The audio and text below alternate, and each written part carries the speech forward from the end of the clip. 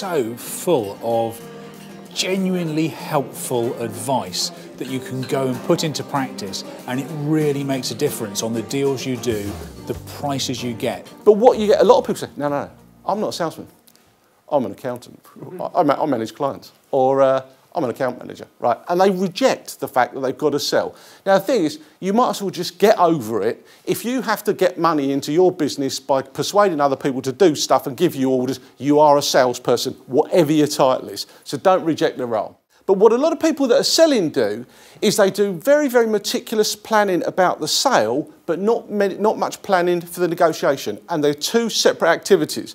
And my view is, if you've actually done your selling right, you usually don't have to negotiate. Have you noticed that that is normally what happens? You get an asymptotal curve when the concessions are made. And this is usually made in the last 10% of the negotiation.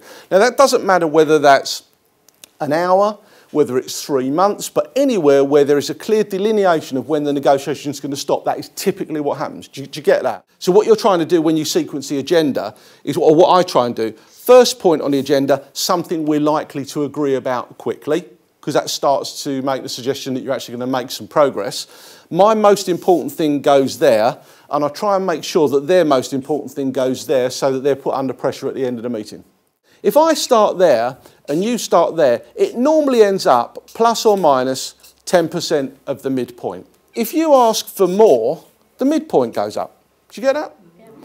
So what you have to do is you have to ask for the most that you possibly can that you can defend. Now, some people have been on courses where they say, rule number one in negotiation, never name your price first. They could not be more wrong, assuming that it's going to be a negotiation. They couldn't be more wrong. They call this needs-based negotiation, or win-win, pass me the sick bag.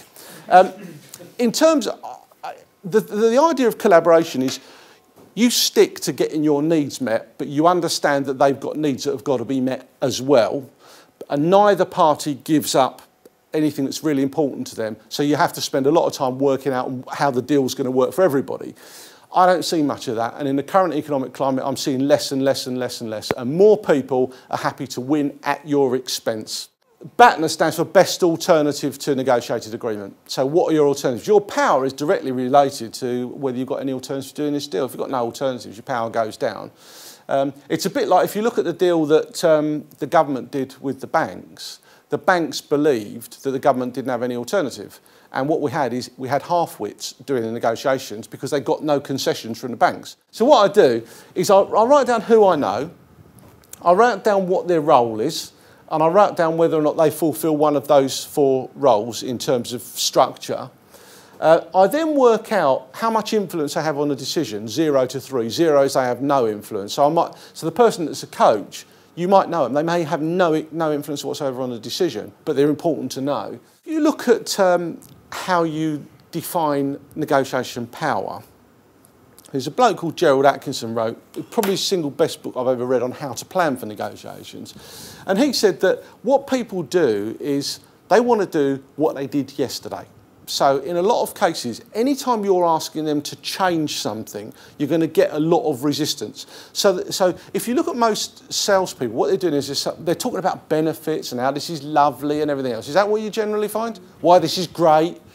What you need to be doing is telling them about what the damage is if they don't do it, rather than why this is great. What happens here is if they interrupt you, you don't get the opportunity to attach your conditions to it. And in any case, as soon as you've told them something, if it's not what they want, they're already thinking about what they're going to say next. So they're not listening to you. It's a bit like the rationale, then the stake in the ground. So tell them what you want before you tell them what they're going to get in return. What this is saying is, if this is my concession pattern, you may as well continue to put me under pressure because I'm conceding at the same rate. What this is saying is, you'd be insane not to put me under pressure because my concessions are getting increasingly wild. What this is saying is I'm getting closer to the point at which I'm going to walk away from this deal. It may not be true, but that's what it suggests by the way you make the concessions. So you should make small concessions, make your biggest concession first, and then make them smaller and smaller and smaller and smaller. You got that? And don't use round numbers. If I said to you, I'll run all your negotiation training and it'll cost you 100 grand, how much do you think what size movements will I make if we negotiate? 10, 5 grand at a time. If I said it was £101,268, What does that suggest? Well, if I get the £1,268 knocked off, I've had a result. Whoa! Right? But what else does it suggest? Looks like you thought it. Yeah, looks like you thought about it.